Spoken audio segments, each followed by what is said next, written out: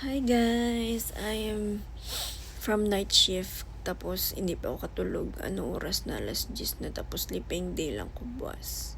Sleeping day lang ko subong mujute na naman ko buwas. Ayun na. And then guys, Mr. Yakub. Kay amo ni ang isa ka babayi. Mr. Yakub, chismis. Amo naman na namian sa mga tao di. Puro chismis na lang. So amo ni. Ang chismis ko is may isa ko kakilala. Ambot nga amo na ya batasan kay perti gidya siya kalain niya.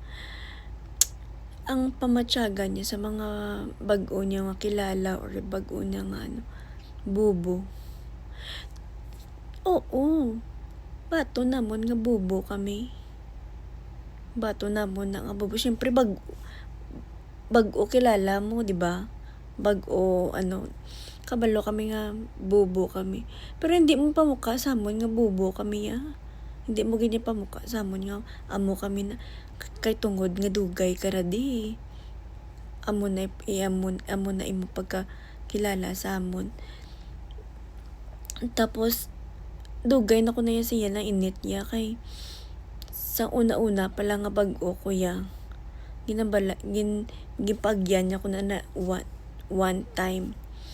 Pag isang pinagyan sa akon, to pangambal yung sa akon, pang singgit, singgit, pangambal sa akon, dugin singgitan niya ko balaw. Diba ko, wala ko gani singgitan, sang iloy ko. Ay, ginasinggitan mo ko ni mama ko, pero, di mama ko na yung gasinggit sa akon. Siya nagapakaon sa akon. Ikaw yung masinggit sa akon, yung gapakaon ka sa akon, how? Muna bala. So, ganito pabayaan ko lang. Sang ikaduwa na, hindi ko nagid guro maano ako nga ang kaakig ko bala. Hindi ko nagid mapunggan, nagibi ko ya kay siyempre ang imo ang kaakig nga ang alin sa una nga kaakig mo kag asa subong do na puno ko bala. Do hindi ko mapunggan na ang akong kakig na hibi ko na lang. Amo na bala. Di ko madumduman ko na.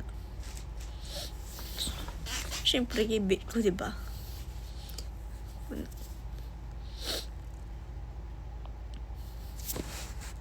Sorry, emotional lang ko. Kay, amo lang ko na beka madumduman ko nga akong kakig sa iya. Madumduman ko akong kakig sa iya. Gaybi. Hindi ko mapunggan nga hindi magibi. Ambot. Alin sa una, pagkilala ko pa lang